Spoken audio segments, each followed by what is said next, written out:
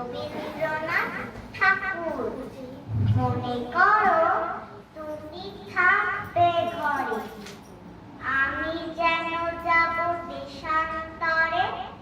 ঘাটে আমার বাঁধা আছে তরি, জিনিসপত্র নিয়েছি সব ভরি। ভালো করে দেখ তো মনে করি, কি এনে মা দেব তোমার তরে। চাষটি মা তুই এত এত সোনা, সোনার দেশে করবো আনাগোনা। সোনামতি নদী তীরের কাছে, সোনার ফসল মাঠে ফলে আছে। সোনার চাপা ফোটে সেখায় গাছে, না কুড়িয়ে আমি তো